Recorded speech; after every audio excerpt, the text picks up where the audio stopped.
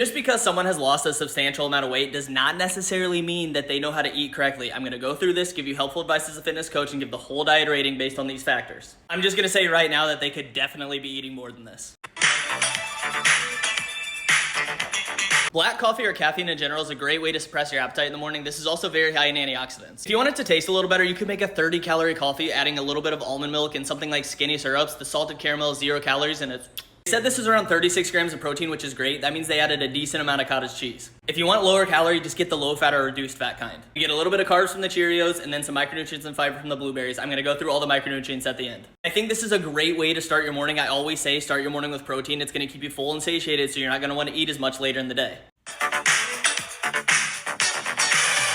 You can find a low calorie or low fat version of almost anything, so I think that's great they found that here with the croissant. If we're gonna add fruit, I would definitely like to see a lot more because we're not getting much from this, but it's still awesome that we're adding some. And then we get our protein from the cottage cheese. They said it's around 17 grams of protein. I would definitely like to see that somewhere near the 20 to 40 gram mark. Obviously, this is a great snack and it's perfectly fine, but you should really be aiming to get 20 to 40 grams of protein in every single meal or snack. We get some fiber and micronutrients from the cucumber, some healthy fats from the eggs, and a little bit of protein. Everyone is drinking matcha now. It's not magic, but it is pretty good. We get some antioxidants from the matcha. It's just a type of tea. And then we get healthy fats and a bit of protein from the whole milk. They said this is 30 grams of protein, which I'm a little unsure of. You only get 6 grams of protein from the egg, maybe a gram or two from the potatoes, and maybe a couple of grams from the broccoli. So those pork sausages must be dense in protein.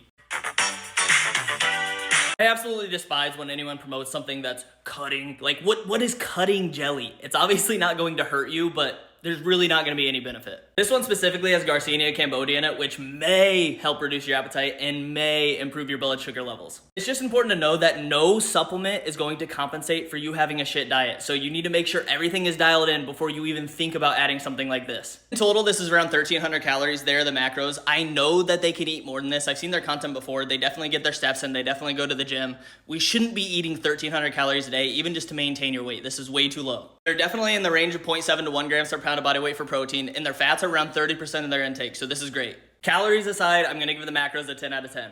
Micronutrients are a bit of a mess. They could definitely fix this just by adding some more fruits and veg into their diet. They could simply add a multivitamin in, or if they wanted to get it in through Whole Foods, they could get their B vitamins and folate through beef and chicken. An orange would take care of the vitamin C. More milk, fish, or eggs for the vitamin D. And then maybe some nuts or green leafy vegetables like spinach for the vitamin E and K. The minerals aren't bad, but we could definitely go for a magnesium supplement. A lot of people are deficient in vitamin D and magnesium specifically. Overall, I'm gonna give this a 6 out of 10. Meals do look pretty tasty, but I think there are some things we could add to make them even tastier, and this is gonna make them more sustainable as well. So for tastiness, I'm gonna go with 8 out of 10. For fullness and satiety, we always look at our overall calorie intake, our protein intake, and our fiber intake. So protein is definitely perfectly fine. The calories are definitely low, and fiber is low as well. So we're gonna go 6 out of 10. I really do not think it is sustainable to eat this low in calories, especially if you are moving quite a bit.